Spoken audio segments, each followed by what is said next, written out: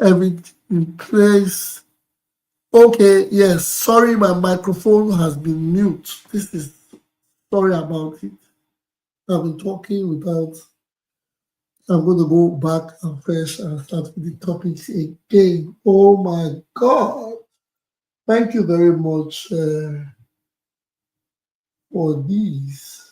Are you kidding me? Yes.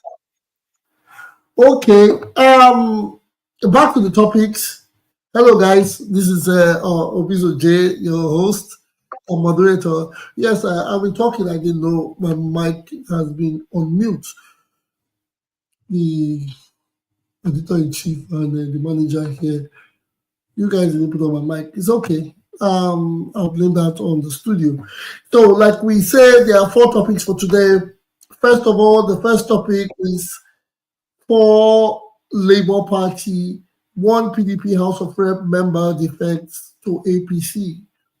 The second one is Edo Government Election Tribunal begins pre-hearing on Monday, the Monday 9th of December 2024. The third topic is Akpabio and Senate stands with Nigerians on tax reform bill. On the tax reform bill, okay, the last one is Tinubu reform bill or reforms is pushing millions of Nigerians into poverty. That is from a PDP BOT chieftain. Yes, I was going to talk about the tax reform bill. The tax reform bill, I have to speak for myself.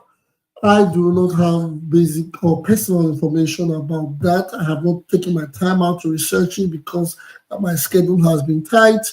I do not want to say I know so much about the tax reform bill that has been talked about in on the media over and over again. Yes, a lot of people say the bill may bring a form of balance. Some people said it might bring a form of stress. There's been criticisms on it, and people are saying, yeah, well, every society has its tax reform, and there are bills that have been passed. So it is not going to be it's not going to be a new experience for us, for the people. But people are saying that the hard times like this, that it may create a lot of stress. But I will take my time to do my own findings before I say I can speak on the submission on it. Before my panelists come into the studio, I would to get more information from them, but I will still do a research on my own as the day goes. Yes, so these are the four topics from Opa Reporters. On the other hand, there's been something that's been trending on Twitter, Instagram, and social media forces. There's a gentleman named by the name a human rights activist and lawyer by the name Dele Farotimi. Yes, he has been trending. He has been trending for days now because there are some issues about his arrest. Some days ago, they said he was arrested while he was at his lawyer's premise or his lawyer's office, and he was arrested. And there are videos that have gone viral because initially they said plainclothes policemen went over to his lawyer's place where he went to, I think he went to see or he went to visit. Ooh, and he was arrested. Yes, as media could have it, a lot of people said initially it looked like some form of abduction. Yes, we know how it is. These are very sensitive times, but in all honesty, there's been stories like foul play has been on the air or in the air. Yes, they said he has been arrested for defamation of character. That these have been his he's known, or he's known to have the security operatives coming after him, of which some months ago he was arrested, blah blah blah. I'm not trying to make this a big topic. I'm just trying to say it's a trending news, because even his arrest, he was arrested recently because they said in his book, there were stories or allegations. They say in his book he made several allegations on a renowned lawyer named Akpabio. Yes, and a kitty grown. I think it should be a son lawyer who has been known in Nigeria, a very known prominent lawyer, and in Dele Fatorimi's book, they said there were defamatory remarks about it.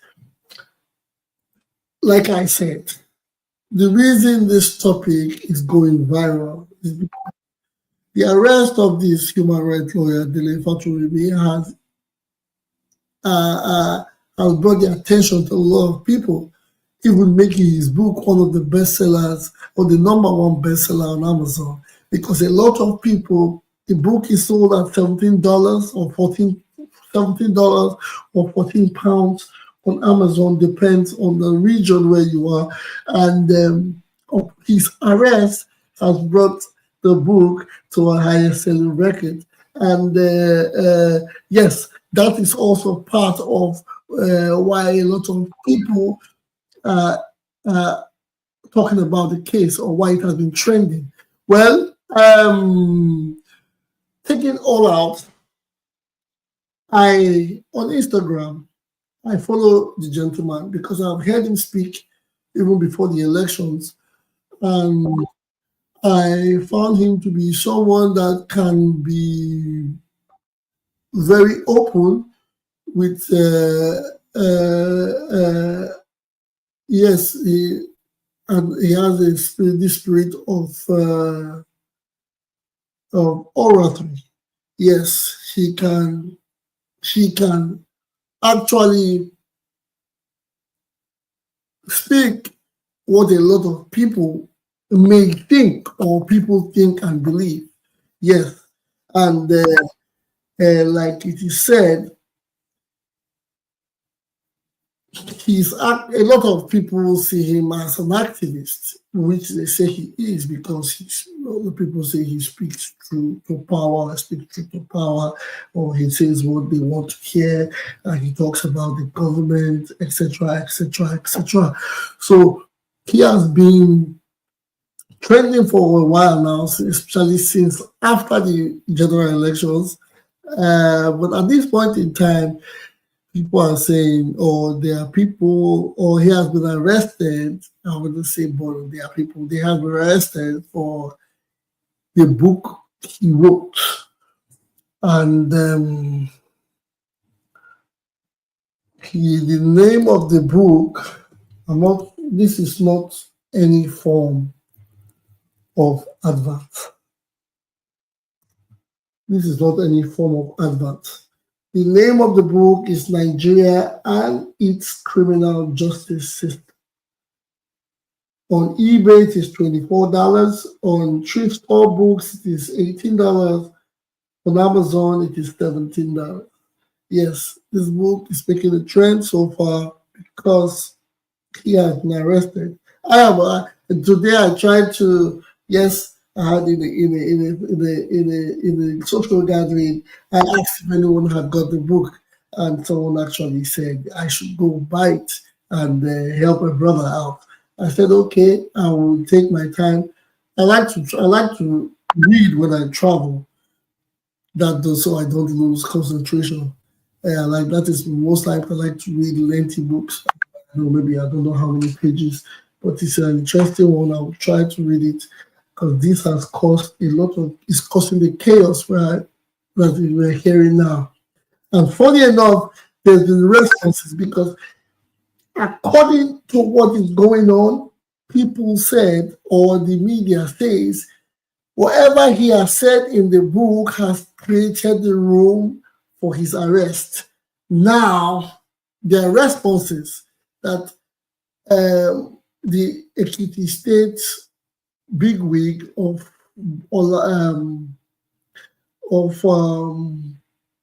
Afe Babalola's lawyers are saying Fatorimi or Dele Fatorimi will be free if he can prove all allegations as he has mentioned in their book. Yes. As it says, I do not know, I do not want to speak as an investigator, or I don't want to do the work of the police or the work of law court. What I only want to say here at this point is, it is only Defect that when a man has to be arrested or charged to court like every other human being in Senate crimes, it ought to be done the legal way, or it ought to be done the right way. Mr. Dele Fatorimi lives in Lagos. He was arrested in Lagos and he was taken to Ekiti. First of all, under this arrest or under such a case, it has been said that there were defamation of certain characters. Can a man be arrested because he has been pointed out to defame another person? Well, I think from what I read, it takes a law court. If you feel your character has been defamed, you have to go to a court for your case, and the letter has to be given to pass to the defamator, if there's any word like that, and he'll be given a court case or a date to come and defend himself. His arrest would come, I believe, after he's found guilty. Well, I am not a lawyer. I am not going to speak on the case because I'm just only saying this because these are trending matters, and it has to do with the system, the justice system in Nigeria.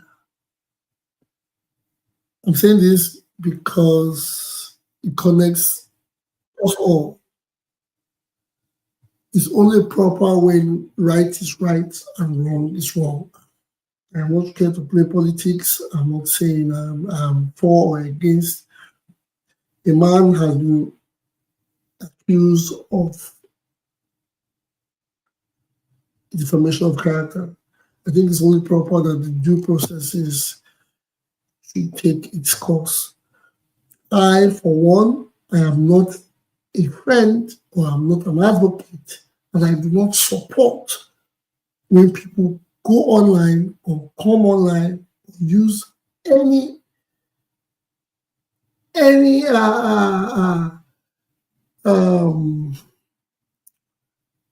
means to defame another man's character, because it is not the reason why such I'll say platforms were made. I would use upper reporters will never be a part or give room to anyone or group of persons that would stand to defame the character of any individual worldwide. We do not stand for it. We condemn it, and we would not, no matter how related or connected we are to certain people, we will not see it, applaud it, or even give room for it to happen. Defamation is a bad thing. It's not. We don't support it. Nobody. For one, I don't. You don't go around talking about people without fact. You don't talk about news. You don't talk about people without the news you see on social media, TV, media, or it doesn't have to be social, or you don't see with your own eyes. That is the honest truth. So I always urge people, stay on path, get your findings, be sure of what you are bringing out there, be sure of what you are saying, be sure of what you are telling the people, and then always pass the right signal. Well, that is just a topic of this discussed. Yes, that's just something. We'll go back to that. First, let's talk about the four rep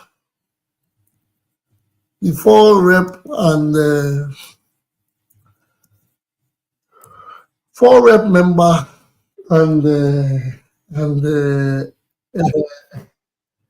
four Labour and PDP rep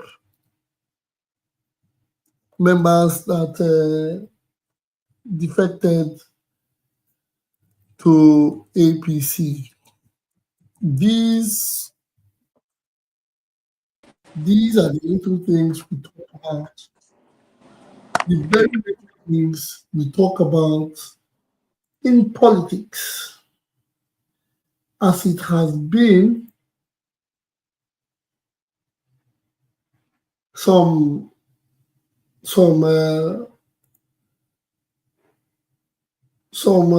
time ago. We talked about having these party processes where if you win an election in a seat or in a party, it should take 4 years for you to defect. Or a law should be passed whenever you win. If you win in a party, the laws should be passed to forbid anybody from defecting whilst serving. These are the little laws that have to be put on paper, because from the moment we all know that it was going to get to this, but we didn't know it was going to come early, because this is just 2025. We still have 2 years to 2027.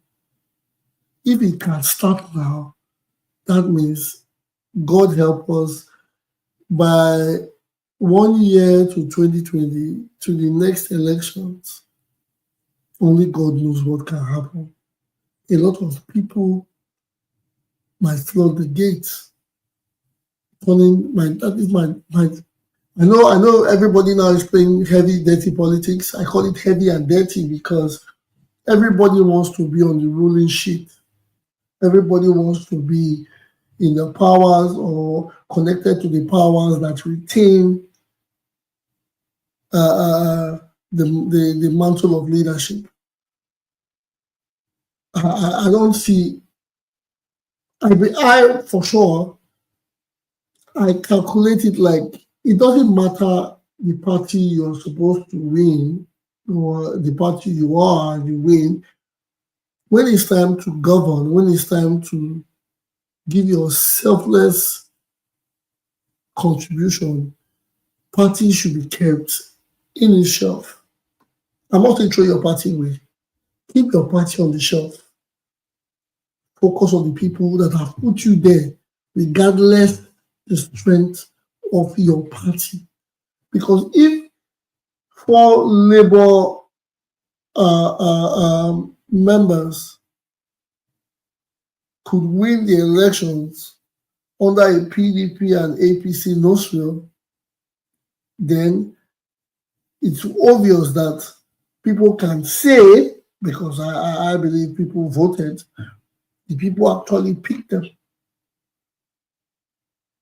regardless. So now you have been picked by the people.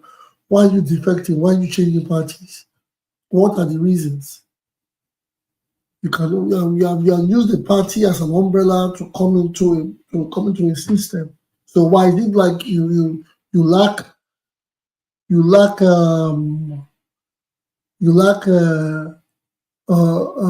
don't believe in the people anymore, or you lack your party ethnicity or your party rules and regulation? How would I put it? I'm not trying to confuse anybody here.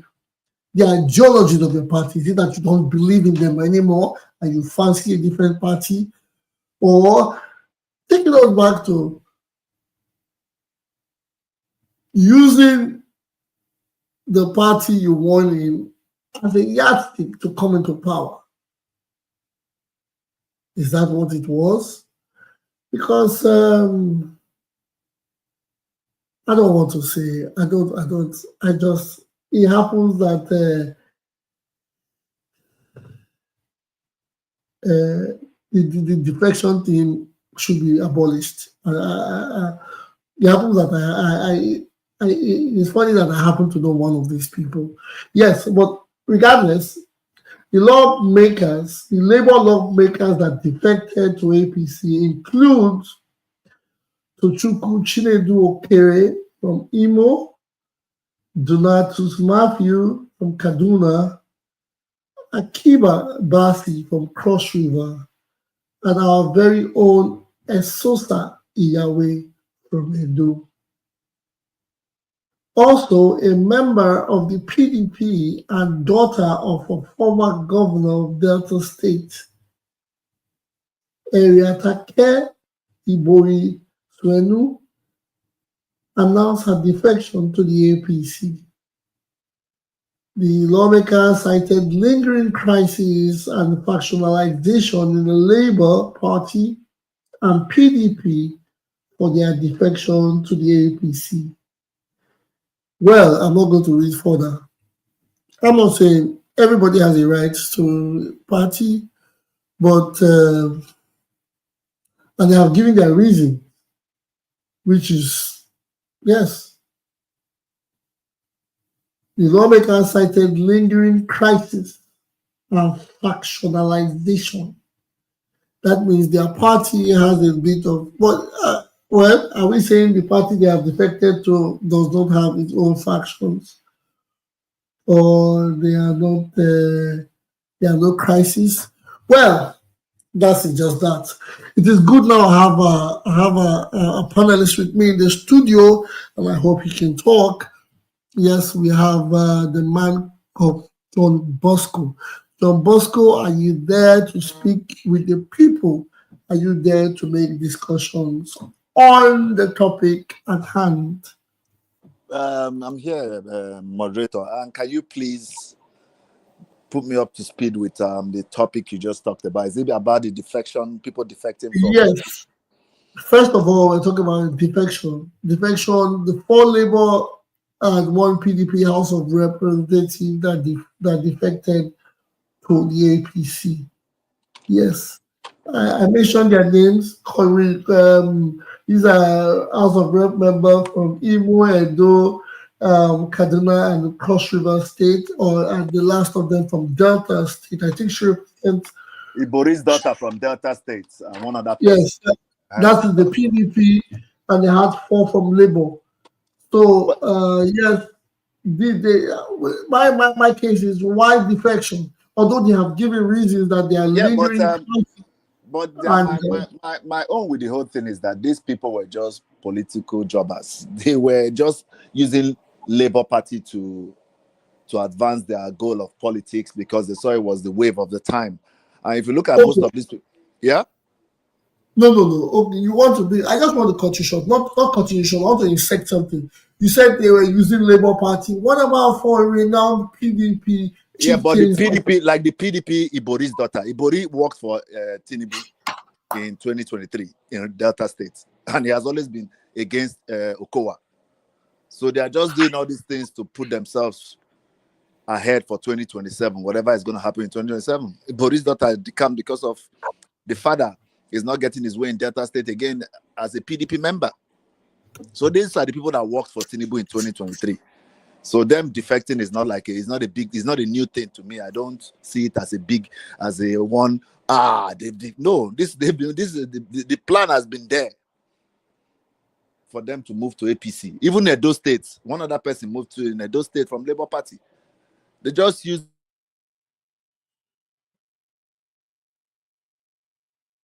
Yes, the person that defected the Labour Party is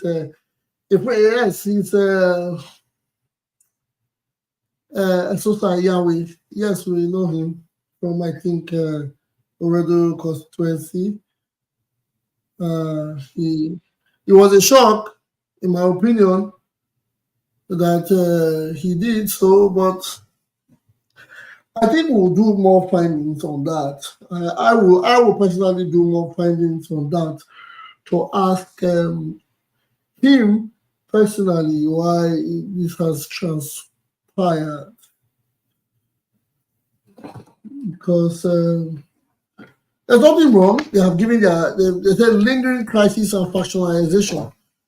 Everybody has a reason to defect, and if the reason is whether I feel it's concrete or not, that is my opinion. But these people that are the people that are part of it, they know where they are wearing the shoes, they know where it bites. So they are in the position to tell us how they feel and why they feel marginalized, or what has caused or created any room for defection. My only take is this. To make our system look pretty serious, defection should not come, it's a one-day process. Defection should come with due process. When I mean a lot of time, basically 4 years. You want to defect, you cannot, because when you see people defecting, you see them defect on Monday, and after 3 weeks, they defect back to a different party or defect to the same party, and they go bounce like, forgive me, guys, like our former vice president. I think he has been a member of PDP back and forth. He has been a member of APC and I think ACN. He's been going back and forth. Yes. If it took 4 years as a process for people to defect, because I wouldn't eradicate it completely. Yes, a man has a right to choose. But if the process takes 4 years, you wouldn't have these men jumping from party to party. Yeah, but because they don't have ideology. I don't see you live in the United States. I don't see people jumping from Democratic Party to because Trump won, or because Republicans are majority in Congress and they won the presidency. Nobody's jumping because they have ideology. It's only in Nigeria we see things like that because it's belle politics. Everybody's thinking for their stomach infrastructure. That's all. This guy is jumping. Well, these are House of Rep members. Are they still moving for stomach structure? Yes. They're moving for stomach infrastructure because next election they might not get that seat again. Because APC is trying to turn the country to a one-party state. So everybody has to defect to be in the winning party for you to remain in power. That's what's going on. There's nothing, no ideology. Well, are you saying that the process that got them in there wasn't from the people? Because if I believe, for my own, the Labour Party people, the people that won the Labour Party won because of Peter Obi's wave, and they took advantage of that thing because some of them that lost primaries in APC and PDP went to buy form in APC in Labour Party. Now they are going back to where they came from. because they know Labour Party itself will not sustain power, or they will not. Because is a forced Labour Party was like a forced marriage that is not working. You know, they are being factionalized left and right, so things are not happening. So everybody wants to go to the party that is in power, or you lose your seat in the next election, which is sad, which is not how politics is supposed to be, because these guys don't have any ideology. All they do is jump from one party to the other as long as they're in power, to remain in power, to remain relevant. Because secondly, if votes were counting, these people would not try that nonsense, because if you jump ship like that, the next election, your people will not vote for you, because you betrayed them by leaving your political party that put you in power. You know, but I thought this whole situation the court has settled this matter before, that you cannot just leave your political party and go to a new, except there's crisis in your party. You know, yeah. From the what they say lingering crisis. Yeah, but what is it? The so-called lingering crisis in APC, in Labour Party, is the chairmanship position, and which has been settled by the court. So where's the crisis coming from? Then in PDP, they know what they are doing in PDP. The chaos the situation they are causing in PDP is still the same APC and wicked them. They are creating the so-called crisis to favor their political agenda in 2027. You know? So, if Nigeria wants to turn to a party state, good luck to them. I'll see how that will sustain for a long time. Because if you're a political party in power and you believe that you won free and fair election, you don't have to coerce other people to join your party. You have to work and win elections. You know, we've seen election happen in developed countries. We've seen election happen in America. We've seen election happen in UK. Last election in the UK, Labour Party swept almost all the elections. I've not seen anybody from Conservative Party going to join Labour Party, because they have ideology. Because your constituency will ask you questions. Why did you leave the party that voted for you? And so the next election, you're not going to win election. The people will not vote for you. So in Nigeria, elections don't count. It's selection. On election day, they will select you. You go. The next election, they select. The election don't count. So that's why people just. If we say good, okay, now okay, let us think of it like this. Okay, we are saying that election does not count, but these people actually won because they stood on the powers, or they stood behind the Labour Party mantra of obedient movement. Obedient mantra, yes, they stood and they won. Because actually it shows that the elections, the people voted and they were counted. So what is the lack of trust? And what is it that because they have not performed well, or they know they are not going to perform well, so the people are not going to trust them? There's this lady that people have been commending on social media that has, I think she's from Kogi, right? It was here. Natasha Akpoti. Yes. What party is she, please? She's in PDP. She's in PDP. Mm-hmm. And yes, she was. Now she has done so much. A lot of people have applauded her work that she has been doing. Are you saying she too may defect because she is not in the APC? Well, it depends on what they offer her. Sometimes they offer you a leadership position in the Senate that is very lucrative. That will make you defect. Yep, it happens. They offer you a good deal. I believe in no matter what it is, when you do something solid, when you do something nice, I'm not speaking negative on this 4 or the 5 defectors, especially when one of my friends is a part of it, or a person I know is part of it. I would not. I'm not speaking negative on them, but I think they Why would you speak negative on them? Because it's wrong. Because your friend has a problem with Nigeria. Because our friend is there, we're not going to speak against it. No, I'm not saying they have not worked. I will not now say what I do not know. I'm not saying that. I'm not talking about. I'm talking about the ideology of political Defecting parties is in Nigeria. not. Defecting is a shock to me, and I don't fancy it because I've never fancied it. Even if my party that I support does not win, it doesn't mean I have to change it. Because we thought Labour Party was the righteous party that was coming to change politics. We didn't think. We knew Labour Party wasn't the righteous party. We knew Labour Party was one of those parties. Yes, because it takes the same set of politicians to rub shoulders with each other. So we did. For me, I didn't expect Labour Party to bring any change.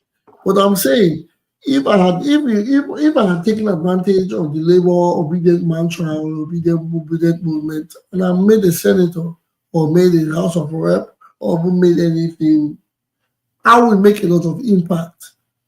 Yeah, but sometimes the system will not let you make an impact even when you want to make an impact. That's the problem. The system is so corrupt and bad that even when you want to do the right thing, the system will not let you do the right thing because you might not win the next election because it's going to be the next election. Okay. Thank you very much. Okay. Thank you very much, Mr. John Boko. I'll come back to you. We have Ola in the house. Let us hear what Ola has to say on this matter. Mr. Ola, are you there? Are you available to talk? Yes. Yes, welcome, Mr. Ola. We are talking about defectors. 4 Labour Party members and one PDP have defected to APC. The reason why, yes, it doesn't matter who it is. The reason why we are talking about this is because one of this House of Rep members from Edo, I think the Oredo constituency, yes, they have defected to APC. What is you see, the truth of the matter is because the governor of Edo State is APC, he now defected to APC so that we have a chance of winning the next election. He never really cared. Most Nigerian politicians never care about their constituencies or what they have to do there.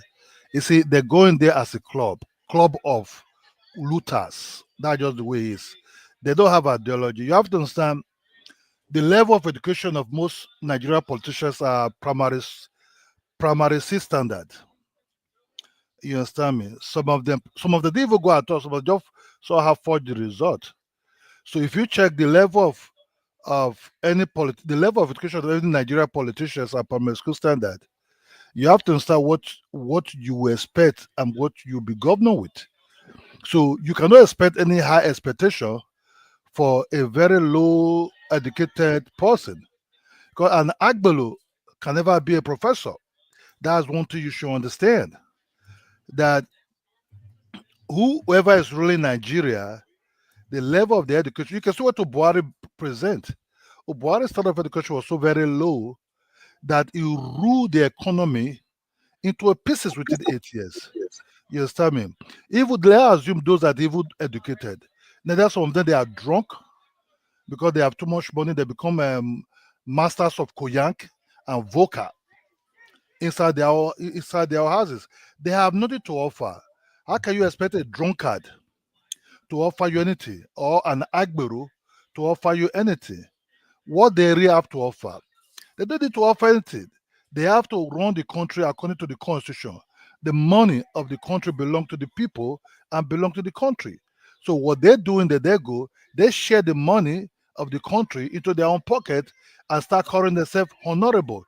It's only in Nigeria or Africa start hearing that word honorable. What is really honorable? Have you ever heard American senator call himself honorable senator? He could just call himself Senator Mattis or Senator this. After that, if he commit any crime or committed any crime, he will be jailed for it. They're not like you above the law or the constitution of the country. But in this case, even old judges, all so-called fake son, they call themselves son. What is son really? Have you ever hear American person call himself son? We have top American lawyers. They never float the word son in their last name.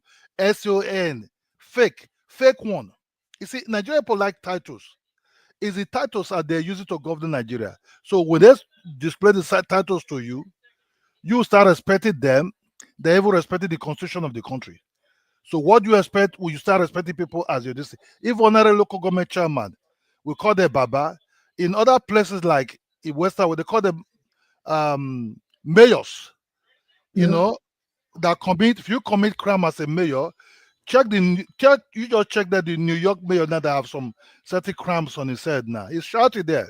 He's not going to jail because you see, when you start making money available to politicians for them to see in their eyes, they're the one controlling it. A governor job is not to control the what you call the so-called allocation. The so-called allocation is not for him. The so-called allocation is supposed to be controlled by an editor. You understand me? Even the Accountant General of the state doesn't have any pause or access to that account without not applying and being registered for what he wanted to use that money for. But what happened? A governor can just decide to donate 100 million. A CBA governor can just donate 200 million. Like what happened to, Salusi donating 100 million? How? How do you get this money? Is it your personal money? No. Why you donating money to flood? Look at America when that hurricane happened. What did the vice president offer? He offered that he will permit or he will ask for each household to have $750 household. You understand me? You have to register what you want to use the money for. Even still, an editor will tell, okay, why do they need it? Why are these people? You understand me? But in Nigeria, the purse is open for everybody. The Senate president, the governors, the local government chairman, all of them have access to the card. They even strike it this. Some of them, senator, the same time, oil bunkers. You understand me? We don't even know who's really ruler. The police are guarding the pipeline. The army generals are the one doing the bunkering with their talks and everything. Even talks of them have become extremely rich out of oil bunkering. So that's supposed to belong to the state.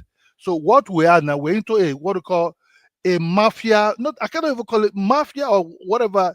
A chaotic, no leadership, no law of the in the state as a nation. Nigeria is not a nation.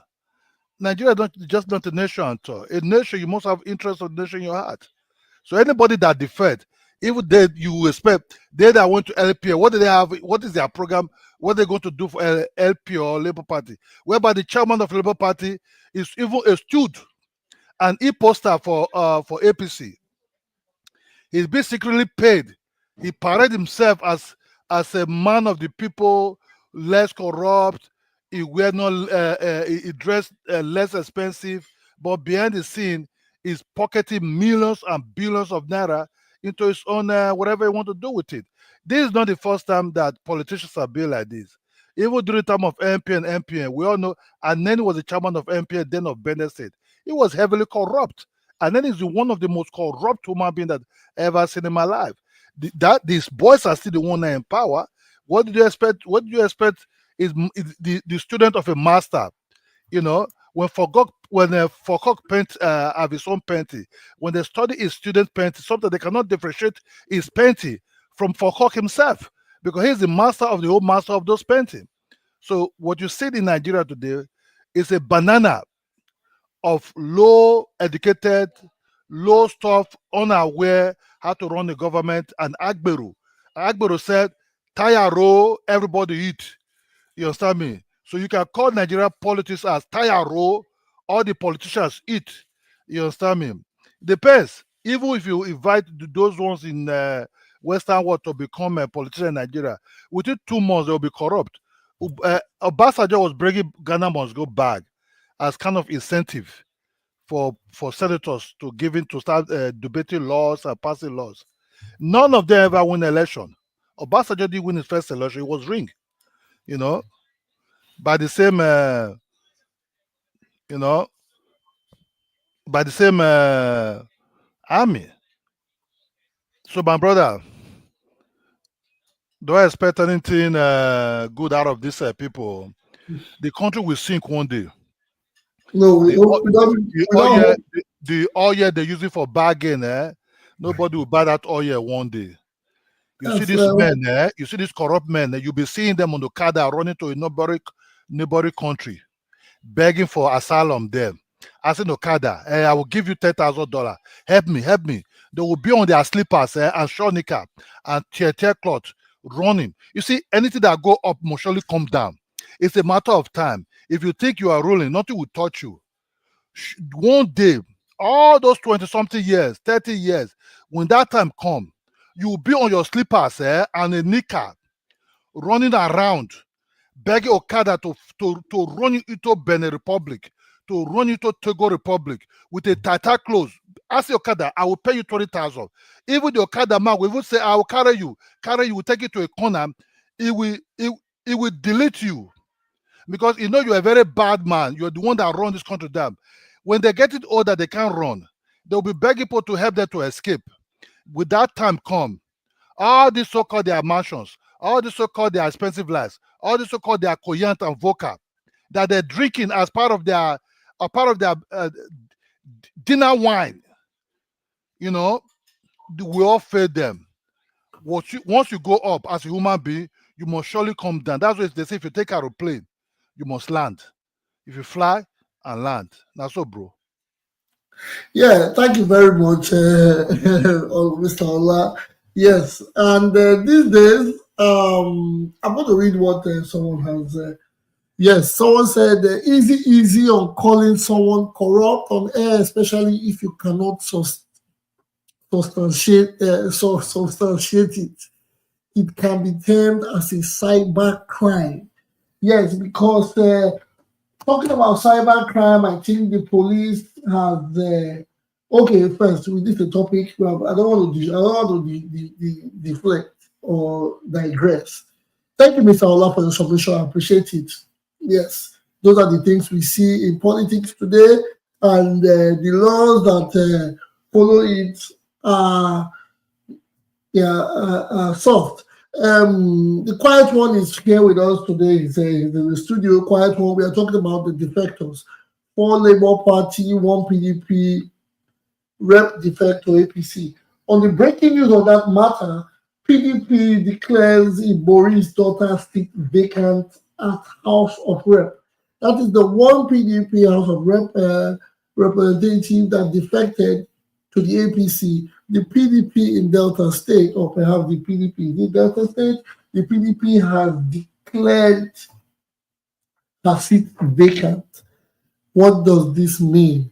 Anyways, the quiet one, are you available to talk? If you're available to talk, please unmute your microphone and give us your submission on first the Labour Party and the 5 people that defected to the APC.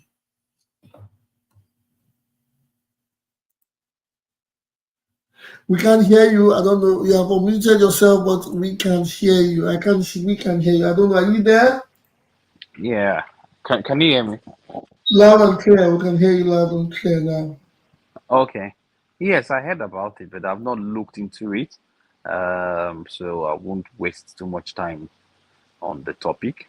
I've not looked into it at all. I just heard about it, and I saw this evening that PDP declared the seat of Ibori's daughter vacant in the House of Rep.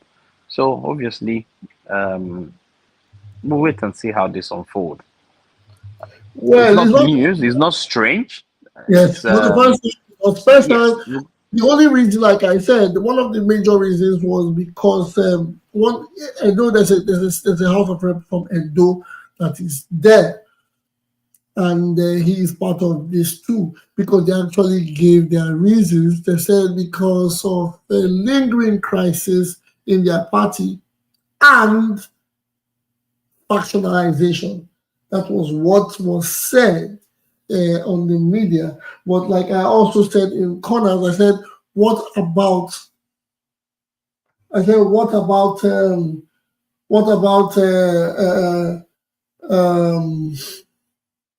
the PDP member too? Were they lingering crisis in PDP, or were they there? Because take it or leave it, her father was a governor of Delta State, and why has she now turned the other cheek?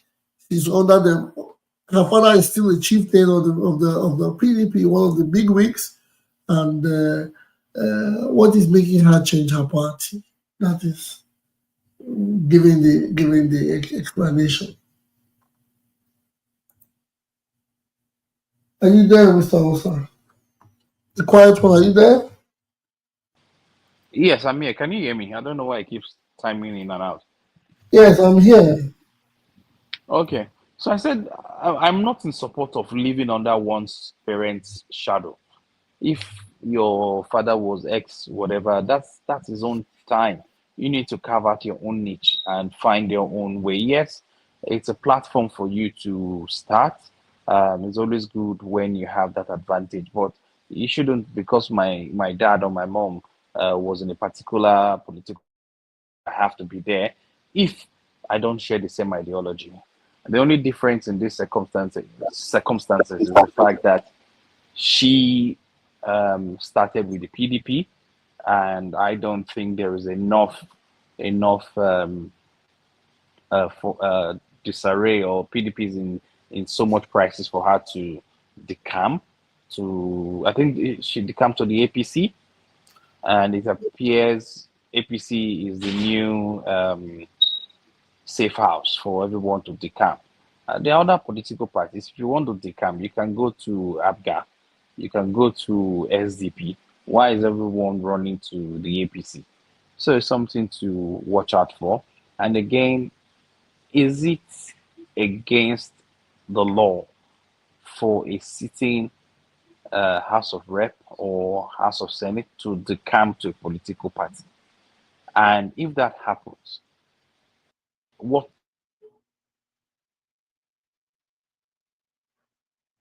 Yes, we have lost you there again. You are mute. But on the other hand, it's not the camp.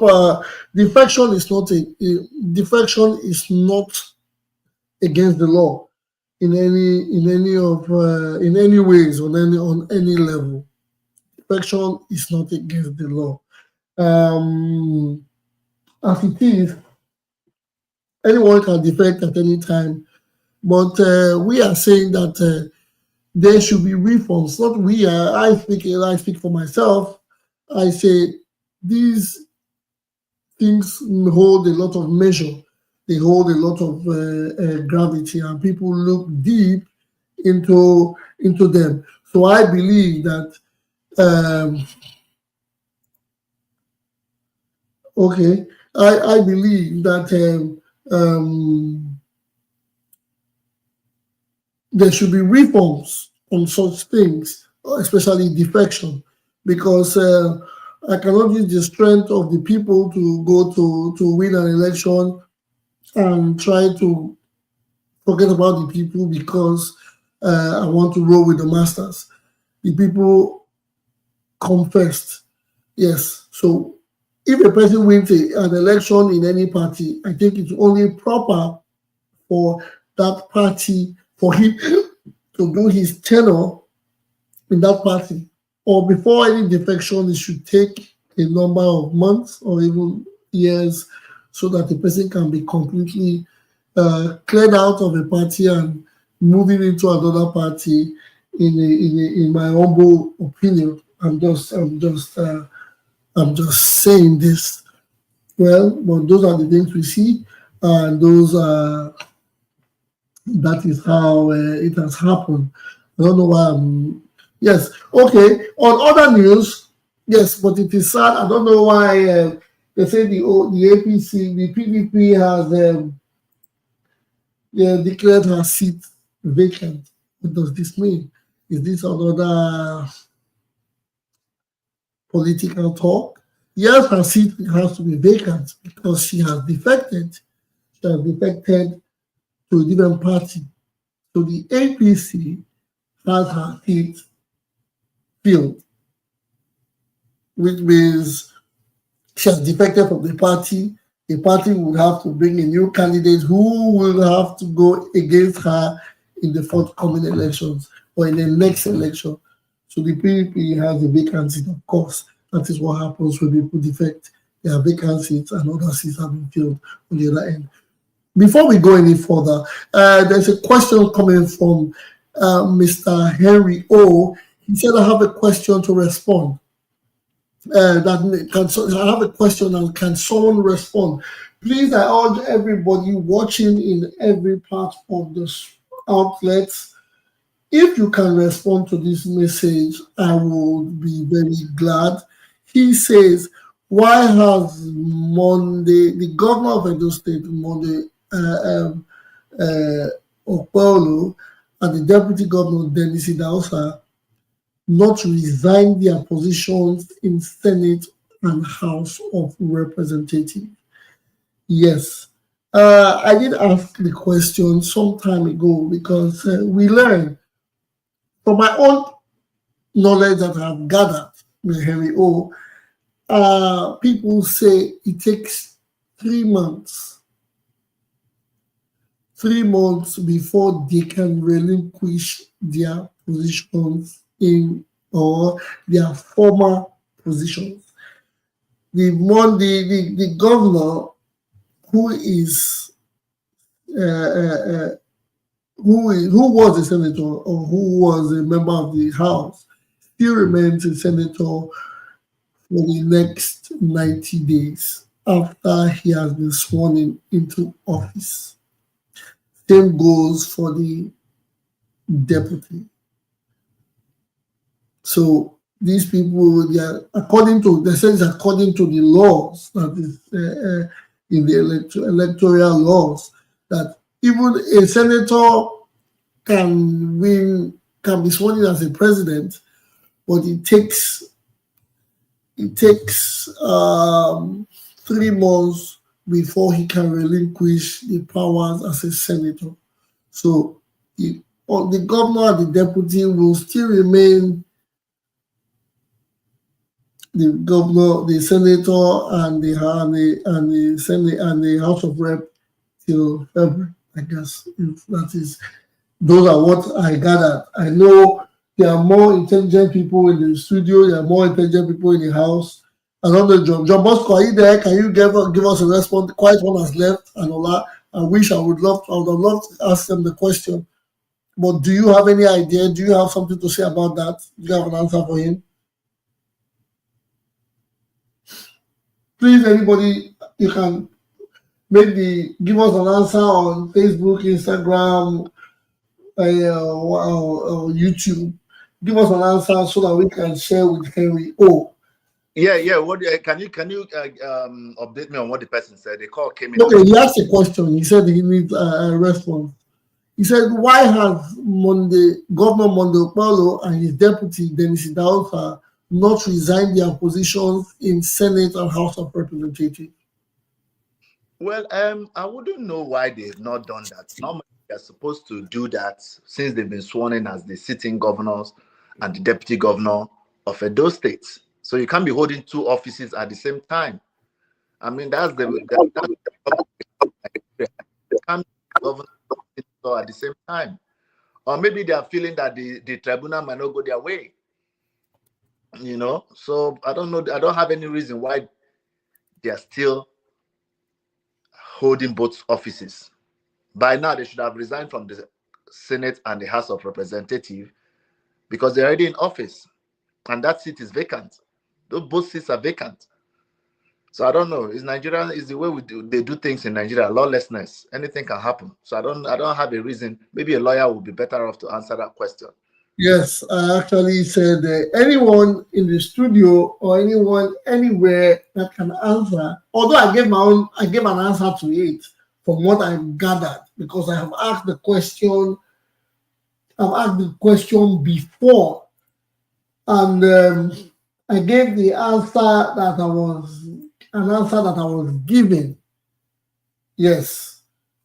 I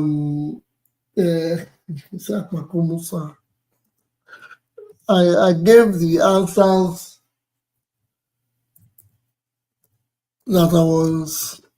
the answers that I was given.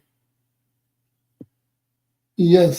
So which says that they had 90 days from swearing in to relinquish their positions, but 3 months. That's 90 days.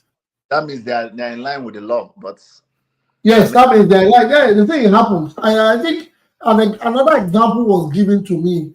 Yeah, someone, when the person explained, he gave me an example, etc., etc. I cannot remember, but he said they are in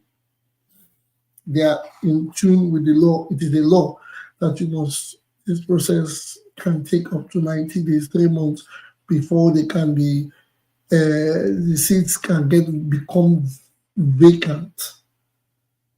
And I right? said, okay.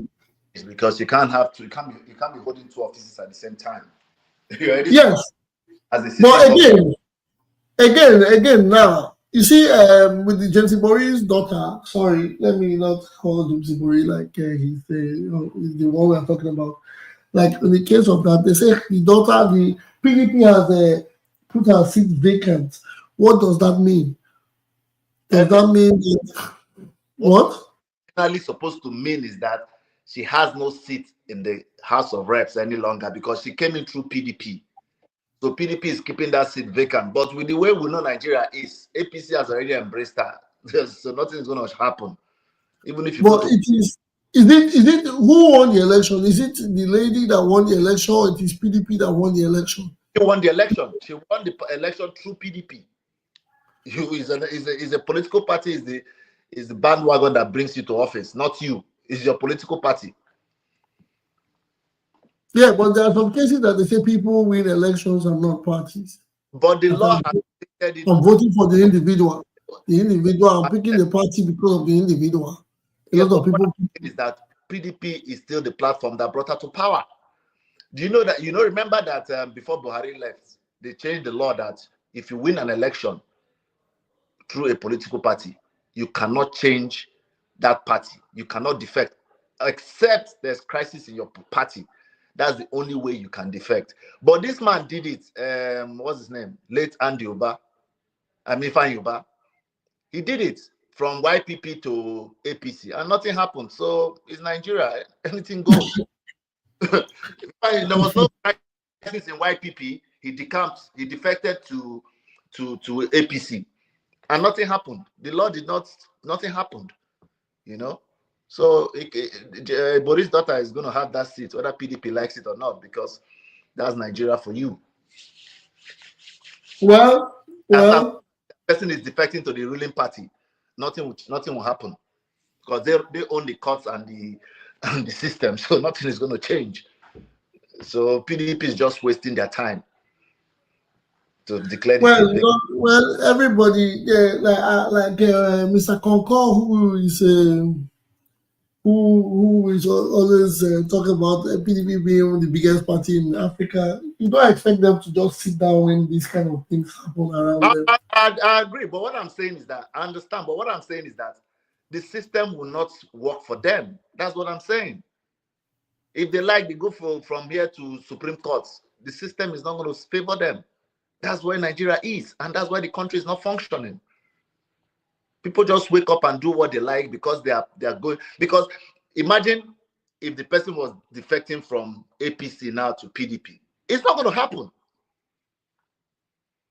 It's not going to happen. It's not going to stand. They'll make sure it doesn't work. So once the ruling party is in power, every other thing goes. Nothing changes. I know she must have done that with the blessing of her father. There's a reason she did that. Or maybe they've looked at it in the next election. She might not get that seat in PDP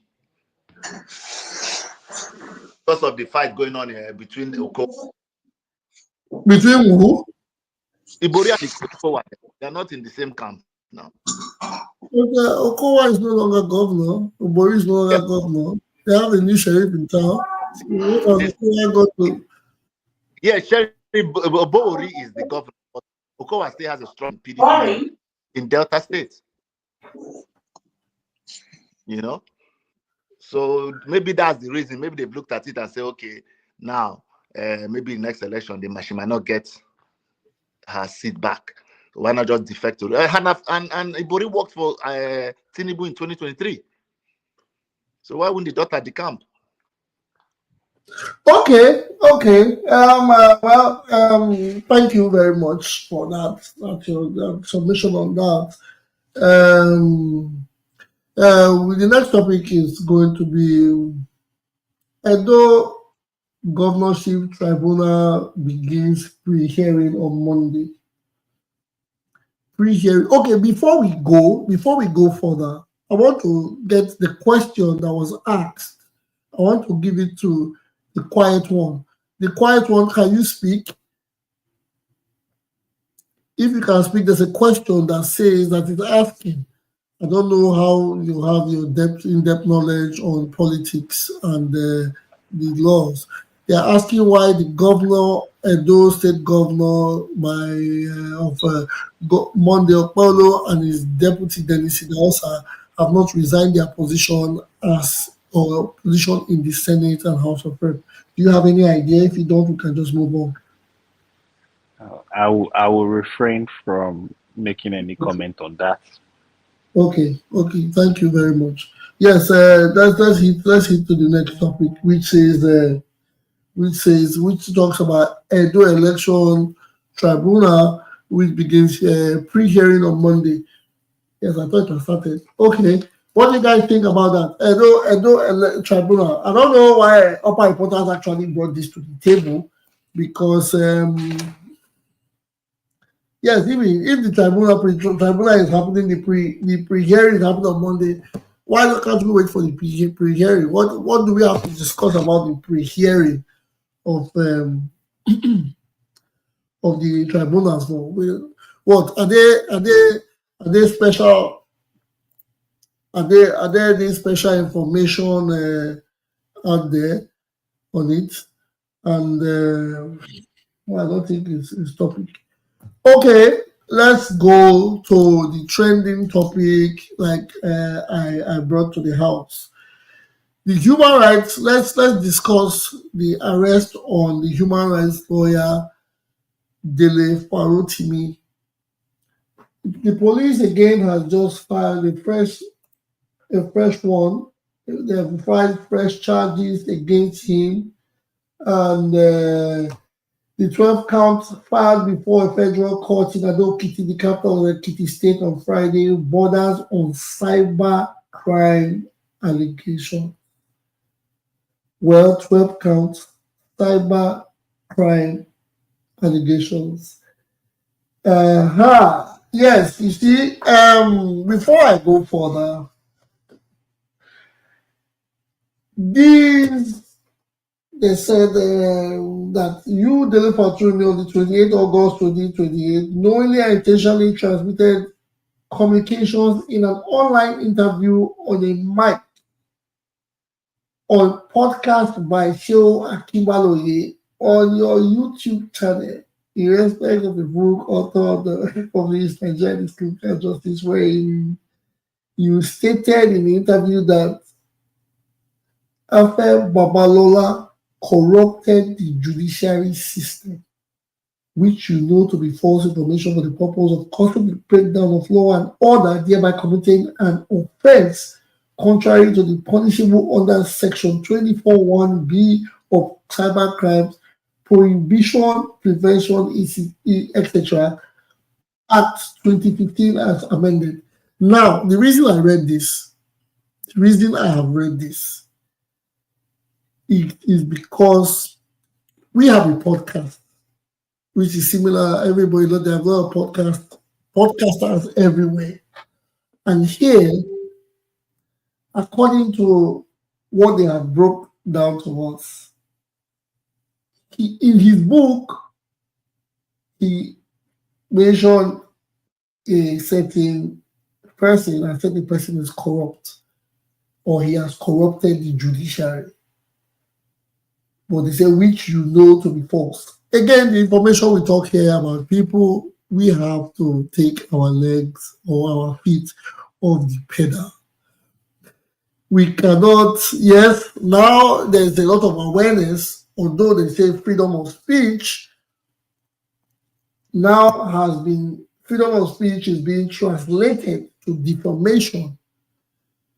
I always tell people, let's talk about what we read. we talk about the information we read.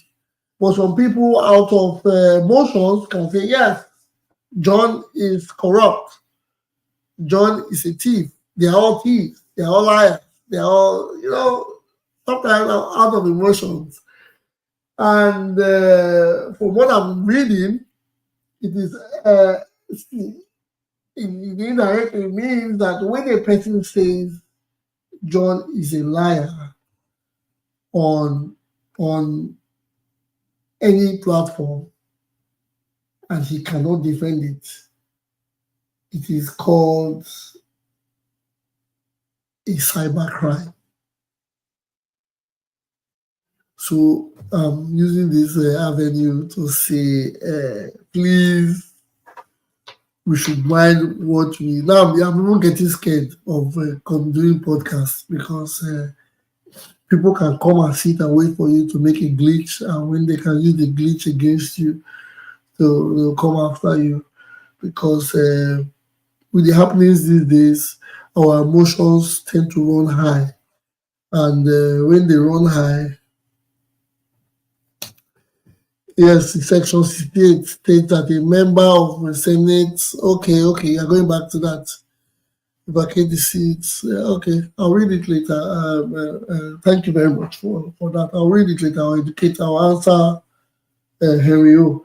But let's talk about the cyber crime. Yes. When we have our submissions, when we make our submissions, please, guys, I want to urge everybody. I know we have more people coming in.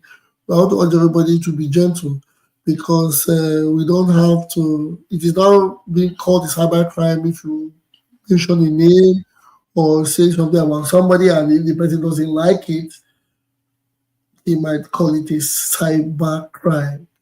But what about the freedom of speech? What about people talking through truth to meaning?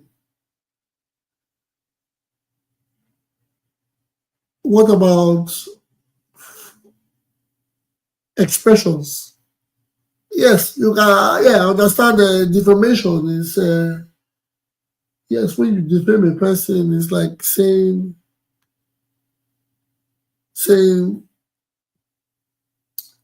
ill things about a person that are not true. Yes, that's defamation of one's character. But again, how do we discuss matters? How do we put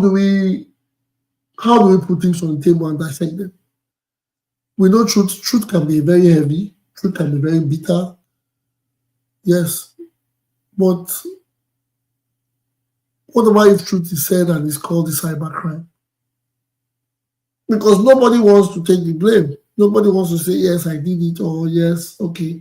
Because some people can say because of the law, a person that has been spoken about the right way can come to say, you have defamed my character. Yes, I've not been caught, but you have called me something that is not true. He's not saying something that I'm not or something that is not true.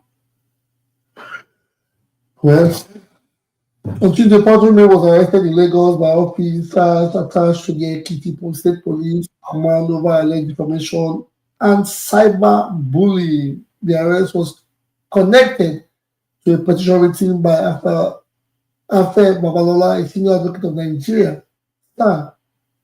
Police arrest the activist was alleged on 16-count charge at the Ekiti Magistrate Court over alleged defamation. The court remanded Fatumi in prison custody pending his hearing of his bail application on December 10th.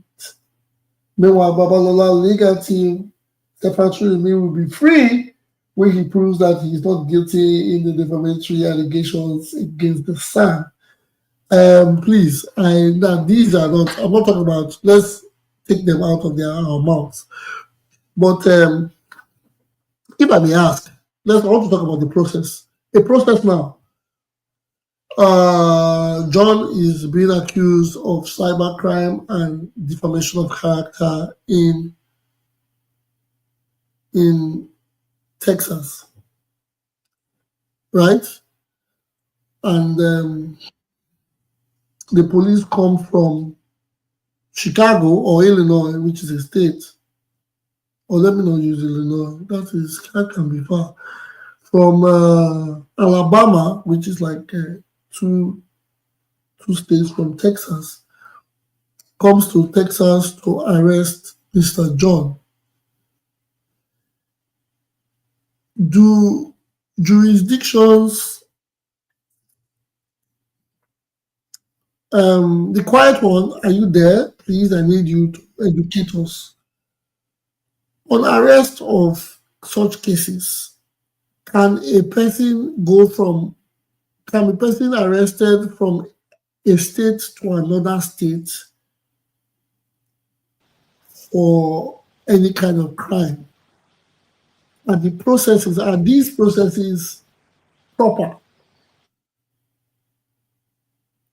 So please, I'd like you to educate me. It's not us. Some people might feel, yes, Mr. Dele Fatorimi is. Some people might feel, yes, he talks too much and yes, he's getting what he deserves. But I want to talk about the process. And I'm not using him as a case study. I'm just saying Mr. John is being accused of, let's say, cybercrime and defamation of character. But he did it in let's say, a state. In Nigeria, let's not use Nigerian laws now. He did it in a state. But now a petition has come from state C to arrest him at state A and take him to state C for him to be sent to court or whatever. Is this a due process? The quiet one, we can't hear you. What's going on? Yes, but I can hear you. Yes, I can hear you now. Probably your device. Okay. Yeah. Yeah, so it's the way it works in America is not how it works in Nigeria. Okay. So yeah, it's in America, a particular act may be an offense in a state, and in another state it may not be an offense. So if you commit that act in state A, you may not be liable for it. But if you commit such act in state B, you may be liable for it. But in Nigeria, this cybercrime covers the entire length and breadth of the country. Okay. Okay, so it's a federal crime, apparently. That's what they call it. A federal crime, a crime that holds on board every boundary. I think was this cybercrime or defamation? They have added cybercrime to it. No, what I'm saying is that the case that is on is about defamation, not cybercrime. Yes, and like I'm reading from the cable, this one just came in today from the cable. They said police filed fresh cybercrime charges against the man. Obizo, are you there? Yeah, I'm here. Okay, just hold on. Let me share this with you. You can read it out. You read from the beginning, from the heading, so you see the jurisdiction, the court that has jurisdiction. I'm going to share it with you now. Okay. Okay, you're trying with me personally or over the chat, because I like the fact that we are not arguing with the system. We are doing it for educational purposes. So when Absolutely. a person, are you okay? Yes. Okay. I've sent it to you. So it's also good for our learning, because we come on air to say certain to debate on matters. So we have to be careful as well, so that whatever we say will not fall short of the law. Cybercrime is true. It's there. It's something that we should get conversant with, so that we know the extent to which we say what we say. Yes, there is freedom of expression, but there is an extent. You can't come on air to say something that is untrue about someone, or something that you may perceive is true, but you cannot prove it is true. Okay? Okay. Yes, I like this. Thank you very much. Yes, but from today, it says the Inspector General of Police complainant. No, read from the beginning. Read from the very first word that you see on that document. Yes, I have read it because I read it from a different link. I think you probably you didn't hear. I read the whole thing. No, I shared a charge sheet with you. There's a charge sheet where the the charge sheet are on. that Yes, read the charge sheet. No, the, from the beginning, you see Federal High Court. Okay, yes. In the Federal High Court of Nigeria. That tells you it is a federal offense. The Federal High Court. Yes, it's a federal law which covers the entire country. So even so that means he can be picked up from Lagos or Abuja or Kaduna and taken to a federal court in a different state. Or so what about him being arrested in Edo State? Let me tell you what has happened. And taken to a high court in Benin City. Why take it to another state? So I would believe that the complainant yes, resides in Ekiti, resides in that state, because there must be a complainant before the police will act. Yes. Yes, a complainant is Babalola. He resides in Ekiti. Yes. Yes, so he goes to Ekiti police and makes his complaint. Then Ekiti police takes charge and then gets the necessary document, necessary whatever to arrest whoever has been complained about, and the person is charged to court. That is why I know, I think Daily Farrow to me, if my memory serves me, where resides in Lagos, but yes, SAN resides in perhaps in Ekiti. Yes, so and he would have gone to complain at Ekiti police station. The whatever, yeah, that's why they had to act. They have the complaint is before them, and then they would have to act and then take him to court in Ekiti. So that's why it's happening there, I believe. Okay. So the complainant is, they're probably taking it to the complainant's jurisdiction, apparently. Where he made the complaint. So if I make a complaint in Abuja, then Abuja would take charge of it. Okay. Thank you for educating us on that. And initially they said defamation, but now it has become the cyber crime has been added to it, of which the word cyber bullying is still a part of it, because at some point they said in a YouTube channel where I think they talked about the book or a podcast, like we all have podcast, because this is a podcast where we are podcasting. Moderator. Things are being said. Moderator. Yes, I can hear you. Yeah, because there was on Arise News yesterday, what they were talking about the defamation is that only 2 states in Nigeria don't see defamation as a crime: Lagos State and Edo State. And that's why they took that case to Ekiti State. Only 2 states do not see defamation or cybercrime. Defamation, right? A crime in Nigeria. Yes. Only Edo State and Lagos State. They said only 2 states in Nigeria don't see defamation as a crime: Lagos State and Edo State. That's why that case was in Ekiti. They took it to Ekiti. And Ekiti State Police this is under Lagos State jurisdiction too. No. They said it on Arise News yesterday. I'm a bit confused. How do you mean? No, they said Ekiti State Police Command is being this thing is from Lagos State. I've forgotten how they talked about it on Arise News yesterday. It's under Lagos State Command. No, Zone 2. Zone 2 headquarters, right? And it controls both Lagos and Ibadan. Well, they said I don't know if they control Ekiti. No, I think it controls more than it controls more than just 2 states. Because I I hear think they Ekiti have State. I hear I think Ekiti State is in part all of there it. are 5 zones. In all of the nation, there are 5 zones, and it goes with the same zonal, the political geospace. There are 5 zones Is or it? 6. Is it? Do you No, know of this, no, or yeah, you're yeah. guessing? No, I'm not guessing. There are zone. There's I think They it's call a it zone Zone 5. 5, Zone 5, zone Zone 5 in 6, and Owerri.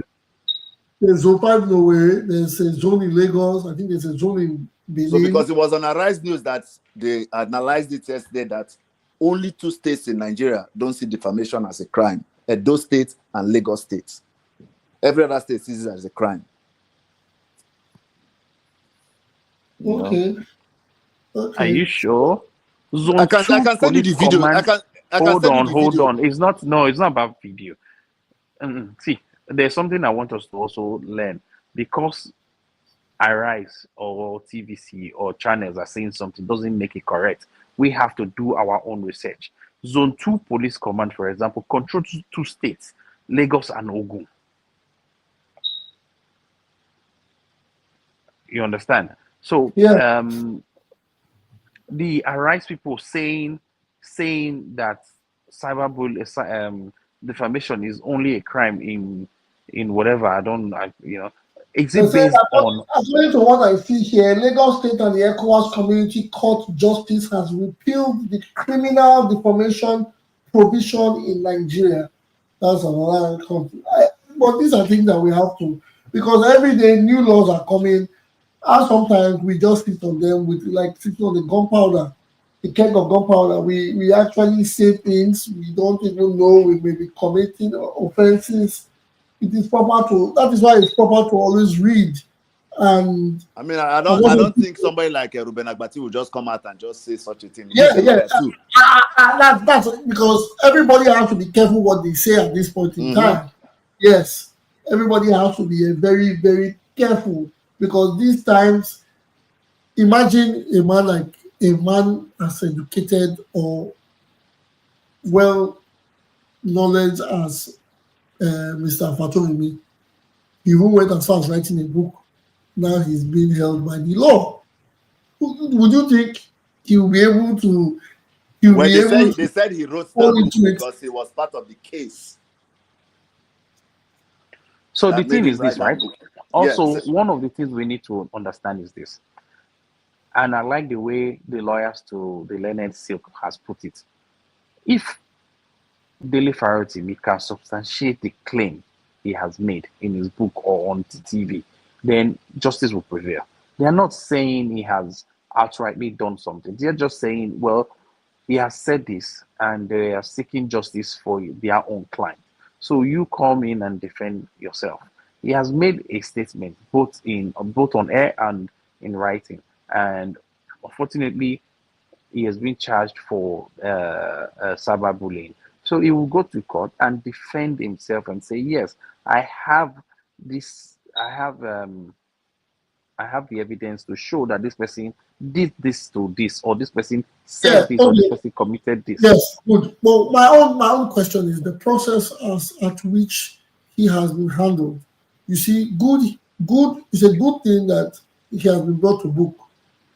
But I'm talking about the process, like arresting him in Lagos, taking him to Ekiti, um, and etc. etc. Then the police now being the complainant, or the police now charging him, because according to the documentation here, is the Inspector General of Police as the complainant, not the SAR. No.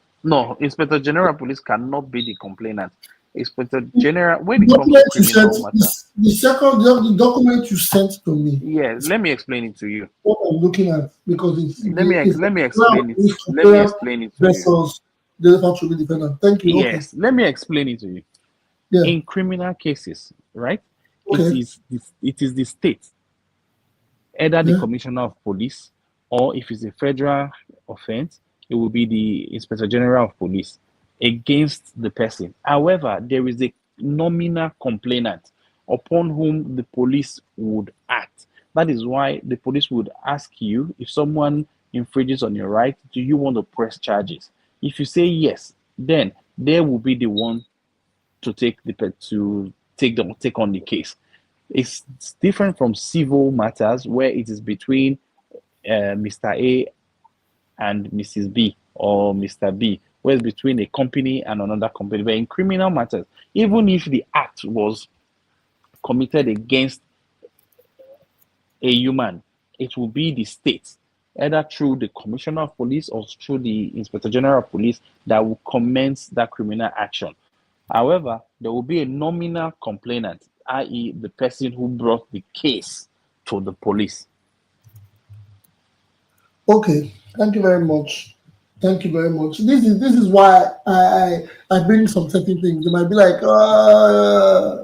well, we like to. Moderator, did you see that I just posted the defamation thing of Edo State on the? Did you see it?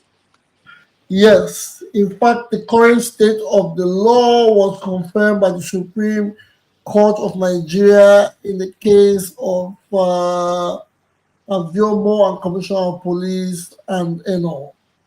When Helen, that defamation was not criminalized in the criminal law of Lagos in 2011 and Edo State Criminal Law Bill 2020. So apparently, defamation does not hold so much in two states, in Edo and Lagos. If people that, but still, whether it doesn't. So generally, right? Generally, defamation is not a criminal. Is not a criminal offense. Generally, defamation is not a criminal offense. However, if you look at Section 357 of Criminal Code and Section 392 of Penal Code, it makes it an offense to publish a false statement that damages someone's reputation with the intent to harm or recklessly. So those are the codes that codifies, that makes those. Yes, but let us bring the definition of defamation first. What is defamation? The action of damaging the good reputation of someone, slander or libel. Slander, defamation of good character of someone. That's a damaging the good character of someone. If they say defamation is not a crime, is damaging the good reputation of somebody not a crime? So it can be both a crime. That's what I'm trying to explain to you. You have criminal defamation, good defamation. It can fly, it can swing both ways. Both as a crime under the codes that I just told you. You know why I said in the definition, they actually underlined the word good. When you say damaging the character of someone, we don't know what the person's character is made of. But now you are damaging what is good. And when you damage what is good, the only outcome of it is to make it bad. Right? So if you are damaging the good character or the good reputation of somebody, it doesn't have to. I don't think that is a good one. So you see where these laws are contradictory in our society called Nigeria. I know defamation of character is a huge one. They use it everywhere. When you defame a person, it is not taken lightly. You have to come to make proof of what you have said about the person, because this is a good character, and not everybody that they can defame. The person would need to be on good standing. The character has to be, or the reputation has to be on good standing. That's when it can be defamed. So a man without a good character cannot be defamed. Who said? Is that what the law says? Well, that's what the English says. But it can be, the person can be bullied cyberly. Don't go and add to the law. Just with the law. I'm not adding to the law. Cyberbullying has been put into this now, right? Cyberbullying. You can bully someone cyberly with a bad character, but you cannot defame a person with a bad character. What do you mean?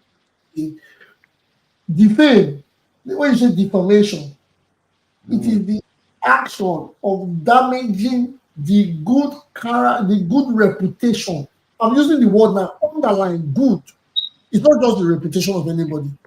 Some people have bad reputation, some people have okay reputation. Who gave them bad reputation? You're not I'm not, the judge now. yes. No, I'm not. No, I'm not saying. I'm not talking about court now. I'm talking about the death. I'm using English. I'm not a lawyer. Okay, so let me try and explain what you're saying. So, for example, now, if I say Anini is a thief because he was caught and he has been brought to book, then it's clear that he is a thief. Yes. That is not defamation because No. his character has already been questioned and found to be wanting. However, if I say Mr. XP is this and Mr. XP has never been charged, has never been convicted of anything, I can't just say that, even if you think that, because now it's a matter of opinion that Mr. XP has bad character. That is now your opinion, not what the law has judged to be good character. Okay, let's put it this way. Now somebody comes to say, Upper Reporters is not speaking truth on their topics.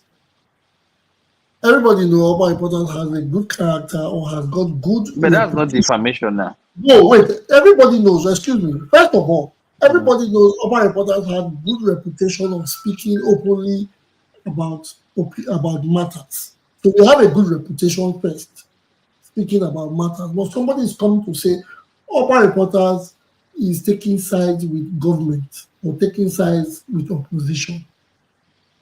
That's defamation of good character. That is damaging. You are trying to damage the good reputation. No, by saying he's taking sides. No. Yes, sir. You are accusing us of what we are doing. Not. No, but that is not what we are not doing. What we are doing is. Are you talking about they say you were collecting money for PDP? Exactly. When you say someone has done what John Bosco just said, that yes. then you have to then prove it that he took money from these people that you're talking about. And that is where. But now that is defamation. But they say defamation is not a crime. I don't say it's not a crime. The person can prove. Or the person can prove before it. See, defamation cuts across both civil and criminal. There's criminal defamation. There's civil defamation. Most time, the reason why civil defamation is very popular is because the aggrieved person can claim compensation, but under criminal defamation, there is no compensation. The person does, even if there is fine, it's paid to the government. The aggrieved person gets nothing. Okay. That is why it's not too common, in my own opinion. Okay. Yeah. Thank you, guys. Thank you. Yes, okay. This is the educative part of it. Yes. Thank you. We are discussing it, but we are putting the educational part ahead of us. Everybody, whether it's on, we know how, because it is a norm, especially in our societies, especially on cyberspace. A person make a post, people go to attack. By this of an attack, people. You know that there was another case. The guy too from another person from Tonelumelu. Yes, they said that one came. He has gone to the court. I think he went. He came initially at some point, and he was told to come back. He was arrested and I think released, where he said he didn't want bail. Then he was told to leave. That all this happened in Lagos, and he was told to return on the 21st of November. Yes, and he went to the station. From somebody's post, somebody asked him a question. So yes, they said, understand that could put somebody in trouble by answering somebody's question on social media. Yes, he said, according to what he said the question was asked if that was a stupid question and he didn't have to answer it. To me, in my opinion, someone's asking you about somebody else's actions. Someone asked if he thinks or if he thought this UBA chieftain Anthony Elumelu would support Peter Obi in 2027. That didn't concern him. He's not. Is it Mr. Obi? Is it Elumelu's lawyer? But actually, it wasn't even Tony Elumelu that. It was just a lawyer that did filed the petition, because he said the commissioner of police asked the lawyer, did Tony Elumelu ask? Yes. Did Mr. Elumelu give you the go form? I think the lawyer just petitioned because the lawyer. I think they said to the Elumelu said it was not part of it, but yes, because he made the statement about Mr. Elumelu, and they said it was defamation because the problem is his response. That's the problem. He responded to somebody's question, a random question. He was not what. Imagine coming to tell me, why did Michael Jackson sing a song? How will Michael Jackson support Donald Trump? Why are you asking me? Mm-hmm. It is your opinion. Donald Trump and Michael Jackson. To me is a Labour Party member. Yeah, since he has been very vocal, but he became extremely vocal before the election and became worse after the election. What? The way it's going now is like a slippery slope. It's like you're trying to guard people from talking. That's why I said the freedom of speech. The freedom of speech thing now it is kind of trying to have consequences. That's what he's already having consequences. He's already having consequences. So that they're trying to guard people from talking. Yes. Yes. So can you guys hear me? Yes. Loud and clear. So there is that.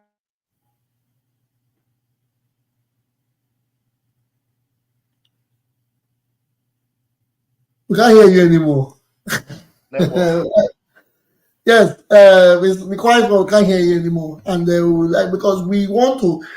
I know there are topics on ground, but please, we are trying to use this for educative people watching, people listening. This for educative purposes. Where it is getting to a very tight spot where what we say online, what we write, sometimes what we even tell people, texting them on going back and forth on text messages can be used against you. There's this thing we do. We'll say he talks anyhow, thinking it's a joke, or you can just spit out or spew, not regarding. And the law or the laws are there. We should know the laws before we begin to embark. Hello? Yes, I can hear you. Before we begin to go back and forth with people, especially in public places. Yes, Mr. Dele Parotimi is knowledgeable, but he has been put on the same knowledge table like himself. It's the battle of books, a battle of knowledge. He has to prove now. It is normal. You should prove what you have done, what you say you have seen, because yes, they say you do no book, you talk, you know it all. Now you have said something, it is left for you. The Lord is saying, come and make proof. Come and show us proof of what you have said. But we see it differently because we see some kind of oppression in the process. That was why I said I have not seen the oppression anywhere. I'm just asking. The process is proper. But the thing is that even if it shouldn't be a case of locking somebody up, it should be a case of taking him to court. And he has to come prove himself in court. If he can't prove himself in court, then he can go to jail. But locking him up and saying that you're not going to release him to December 10th, I don't know. No. That's not the case now. That's not what has happened. Can you hear me? Yeah, I can hear you.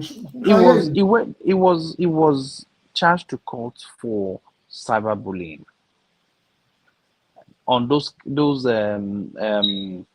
counts, those charges that I sent to Obizo, and the court then remanded him until December 10th, when his bail application will be heard. So it makes a bit of difference. The NBA has intervened in this matter. A flight risk that he Pardon? cannot bail immediately. Say it again. I say, is he a flight risk that he cannot be granted bail that same day? But his bail application has not been heard now. I don't start seeing any other tone in this, like a power tussle or a power punch. When I mean power, like, I don't want to call it. I don't want to say words that I have my letter of resignation on the table by morning. I don't want to say heavy words, because now we are all getting scared of even speaking on such matters. Well, that Because is the criticism that I know, and it's like it goes like, yes, it is simple by the books. They'll tell you this is the books. Yes, operation is in the books, but you have to read the books, because it could have been handled in Lagos. And yes, there's a high court in Lagos. You don't have to take it to Lagos does not defamation. Okay, well, Lagos is not it's not defamation. You're still looking at it as defamation. No. But cyberbullying. When It's not defamation. They say 16 new charges of cyberbullying. Let us take defamation out. But you have a high court in Lagos. You know you're going to do this, and it's high court. Why take to a kitty? It would have not even, you see, again, cyberbullying is a federal crime. Yes, it could have been the federal high court in Lagos, but like I said, federal high court has the same jurisdiction across board. Yes, I understand. Yeah. And from what we just said, I believe, I don't know, that it is the Ekiti Police Command that came to Lagos. And from what I know, Zone 2 only controls Ogun and Lagos. I have not heard that it controls Ekiti, but I may be wrong. Right. We learn every day. The quiet one, you're right. Ekiti zone is under Ondo State, and Ondo commands Ekiti State. You're right. Okay. You're right. So that's why I'm about to type that. Yes, I saw it. Ondo State, Ekiti, and Ondo are under the same jurisdiction. Okay. Mm-hmm.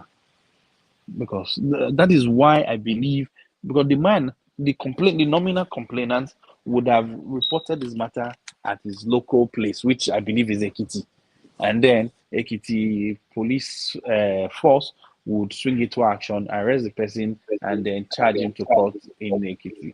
And also because the federal high court is the same jurisdiction across, then he's being taken to the federal high court.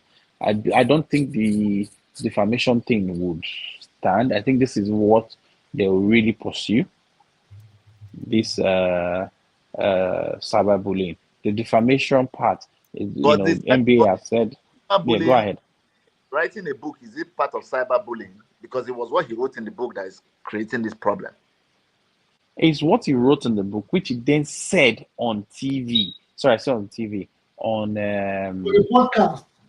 On podcast. So that's why, and that's cyber. So if you look at the definition of cyberbullying, it's very clear. I think that's section. Is it section 24? Obviously, what of that? 24, under section 24(1)(b) of cyber crimes, prohibition, prevention, etc. Act 2015 as amended. Yes, and that it makes it clear that if you publish anything that is untrue, that is demeaning of another person, through is it not computer? There's a way it's worded, that's where cyberbullying comes in. And I just hope they can settle this one way or the other, because these are let me tell you why I say that, because these are two senior lawyers, Uh-huh. Dele Farotimi is a lawyer. Yes. Who is supposed to know the laws? But he is He's saying supposed to that, know the law and not yes, break it. so he has not broken the law. Well, We nobody's saying don't that. know, yeah, no, we don't know what evidence he has to substantiate what he has put on the book. Because what I heard, what I heard on what they were talking about on Arise, discussing about on Arise News was a case, a land case. I think it was in Ekiti between one family and another family that No, both him it wasn't in he Ekiti. It had was a land case in Lagos, Asapa, a 250 hectare or acre land that was bought in 1970 something, and it came I think down and he the defended story from the family. I think he was part of the lawyers that defended the other family against the other family, and that was where this book Home Story came about for the defamation and the cyberbullying and all that. You know, so well, like I say, we all have to know what we are. We have to be careful on certain matters.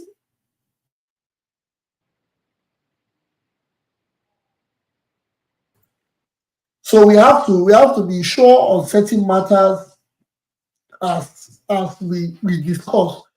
Now, with what I've read, I mean, I'm a bit on the calm because we come all the time to say things about. We come all the time to say things about people on social media. Yes, when we what we see, what we don't like, what we like, etc., etc.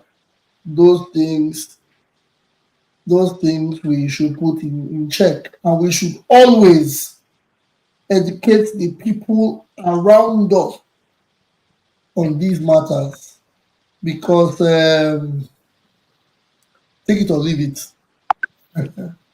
anybody can be a victim at any time of cyber. Is it cyber bullying or cyber crime? It's cyber crime, cyber bullying, cyber crime. So, can you hear me? Yes, we can hear you. Yeah. So the act itself is the Cyber Crimes Prohibition Prevention Act 2024. So the Cyber Crimes Act, where you now have cyberbullying and all the whatnot, is not codified under cyber crimes. I think for us, the main thing is for us to know the extent of what we say. Like the popular saying, where your right stops, that's where mine starts.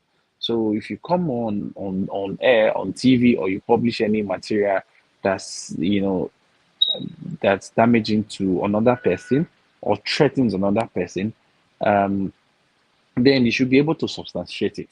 Otherwise, the person can sue you for cyber crime. You understand? So that's why we have to be careful. For us, especially those people that come on air, when we come on air like this, it shouldn't just be this person is a thief. Can you substantiate that?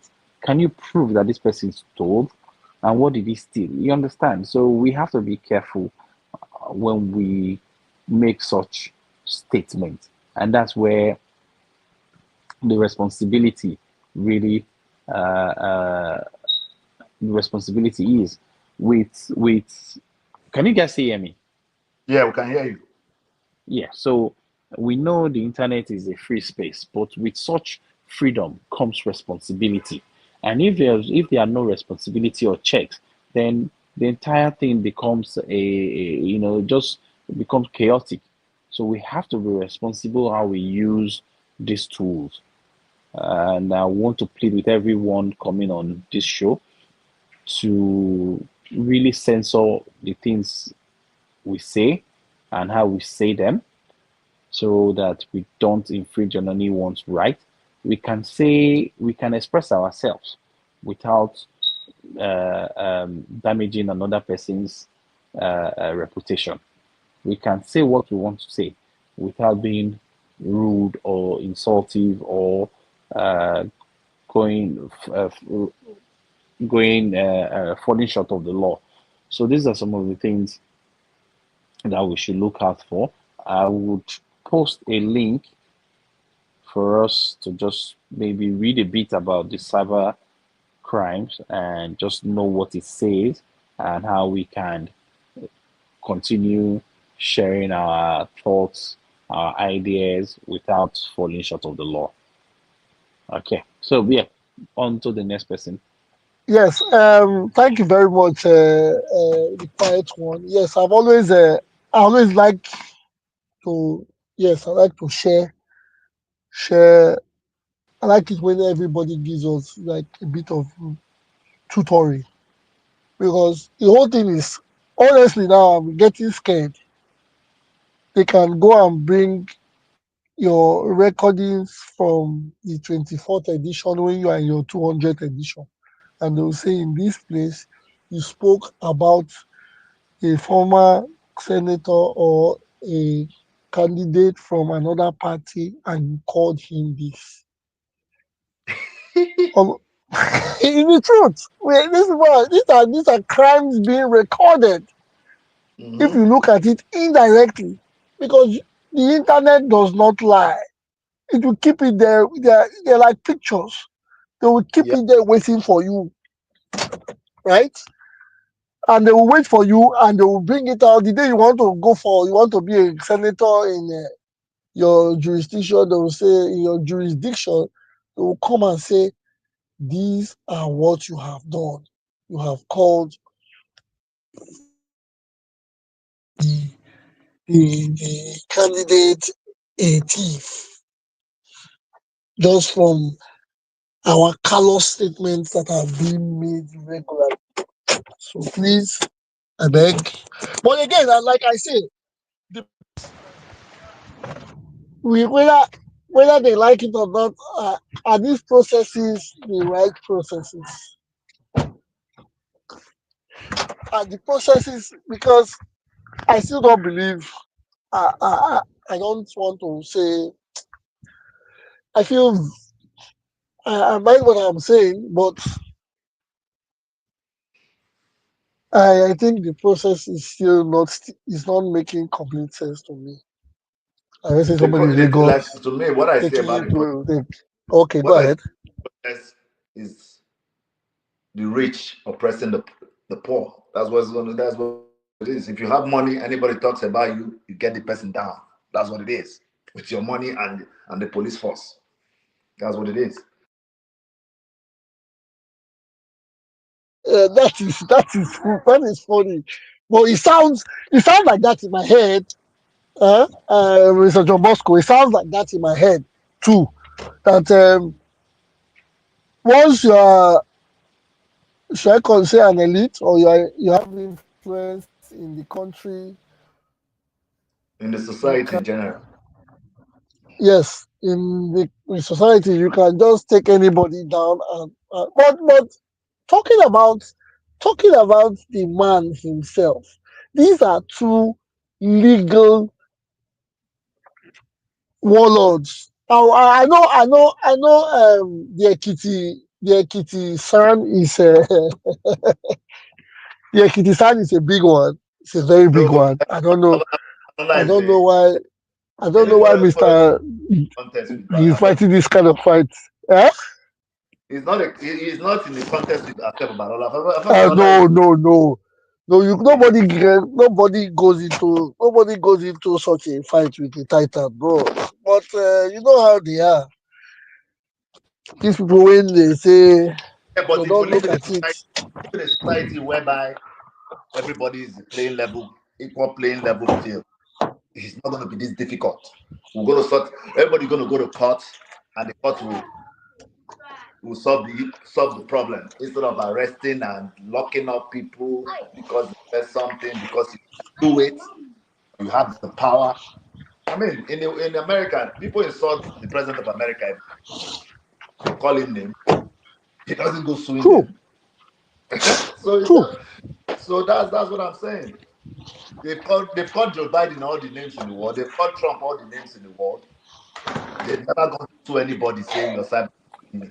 It's just that where we come from, they take big sledgehammer to kill a small ant. No, but no, John Bosco. Let me say this way. When you're in political office, right? Yes, is though not allowed, but you put yourself out there to be criticized. For example, take President Tinubu. There has been called so many names.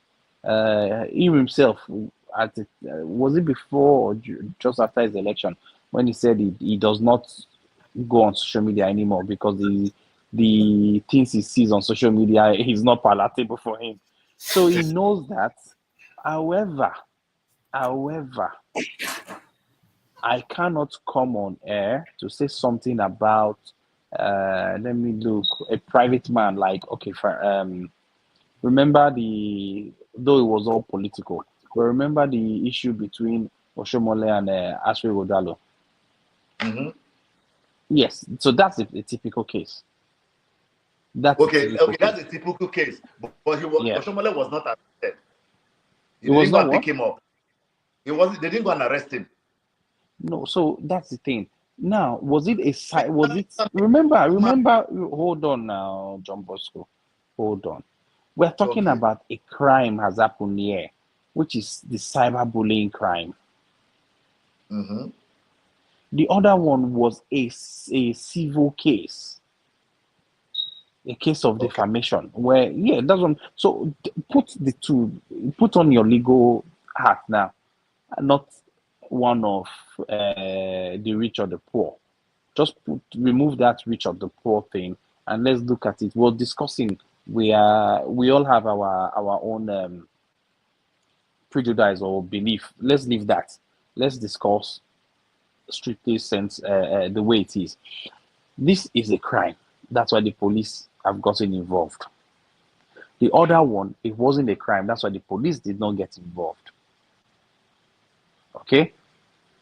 However, because it was to a civil, I'm trying to find the right word. Someone who is not in office. He could decide to go to court. But if he was in office, I don't think he would have. Right. Let me give you another example. Burna Boy versus Speed Darlington. Yes. So what would you say about that same situation? Say the situation so that we say the situation. Okay. Speed Darlington. Obizo, we can't hear you. Sorry. Yeah, it is the same defamation of character. It's still defamation of character. No. Yes, it can be channeled to cyberbullying as well. So it can be a cybercrime. Give the facts of the case. Give the facts of the case. What happened?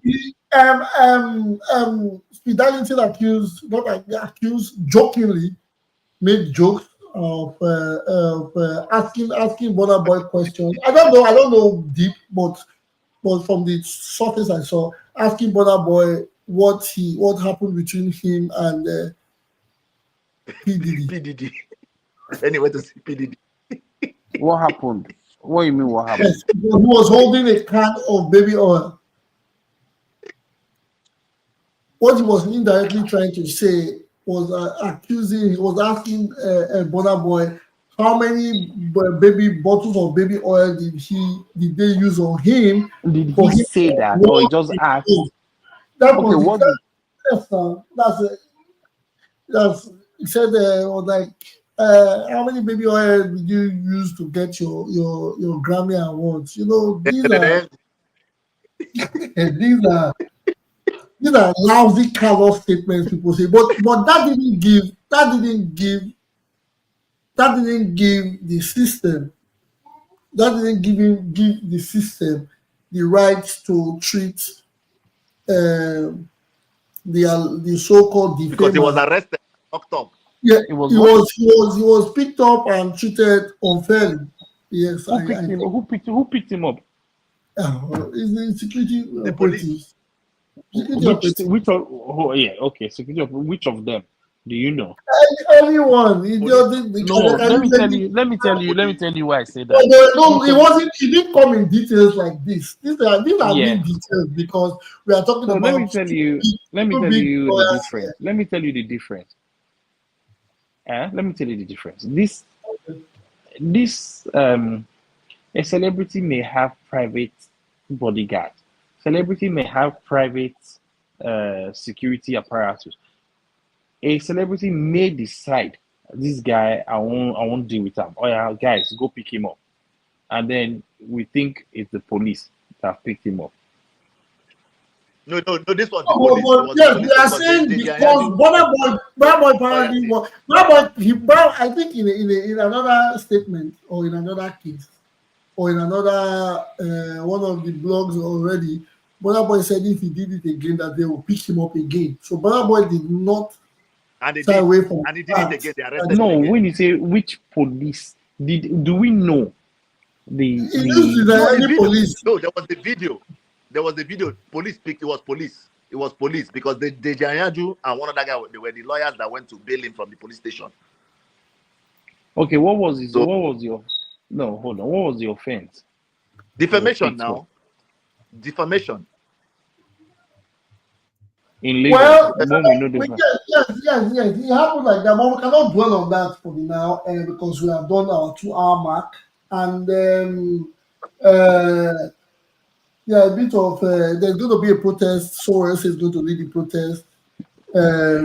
By Okonkwo from forgive me, it's not a joke. From living in bondage, said Tinubu should please. Not from living in bondage.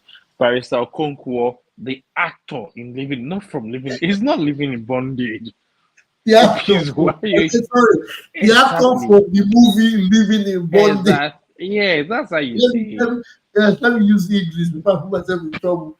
Then he's asking the president to release Dele Fatorimi and investigate the information from his book.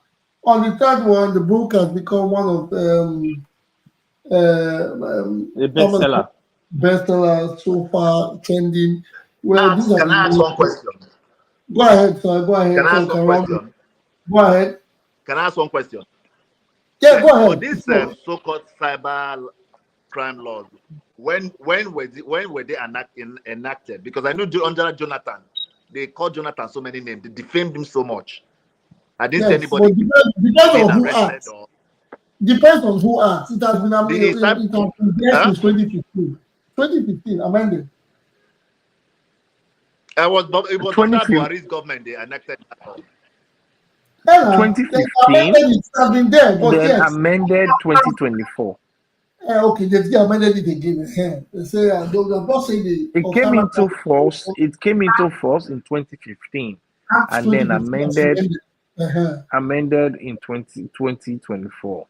Okay, so as long as they don't put death penalty, but well, because most of the people using these same cyber laws today under Jonathan, they would have been arrested too if they had it then. Yeah, because Jonathan did not push the force. It was liberal, and there's this rumor that Jonathan's pictures has been trending in Kano for presidency coming 2020. There were rumors about it, and we didn't go into that today. I'll find out more information and I'll share. We have reached our tour. And I saw on Daily Punch, I saw it on Punch too, that APC is telling their factions to stop posting Jonathan's posters all over Kano. So APC faction is the one posting Jonathan's poster all over. Well, anyways, I want to say we have reached our 2-hour mark. We have done 2 hours and 10 minutes, and I have to give African proverb which end topic for the day. The African proverb says, "One falsehood spoils 1,000 truths," which means a single lie has a significant impact on trust and credibility. It emphasizes the importance of honesty in maintaining relationships and reputations. I put the word on the line, reputations, and the fragility of integrity. A lot of things are being said about people without fact. A lot of people say things without knowing the how heavy it is on the side of the law. And everybody, I'll say everybody has been has held a crime in that aspect for me when I say, because when we are emotional, when we see news, when we get upset, we say forget about these people, they are all callous, they are thieves. We generalize and we condemn, or I would not say condemn, we say certain things about people even if we don't have concrete facts. But we say these things because of one falsehood. We say these things because of one statement that one person has made somewhere. And because of that, we have lost all trust and credibility from the person.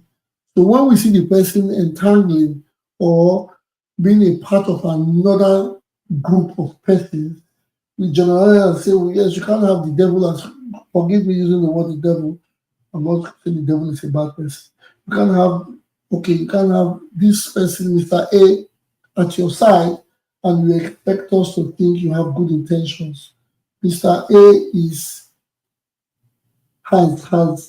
has told a lie that has killed our trust for him.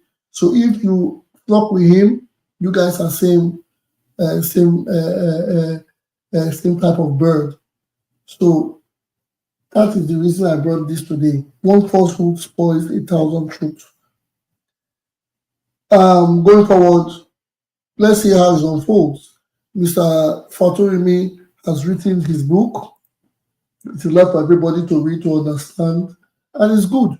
While he's being told to give us the reasons why he has said so, if he can prove to us in court, it is still left for the government and the readers to dissect the book that he has written.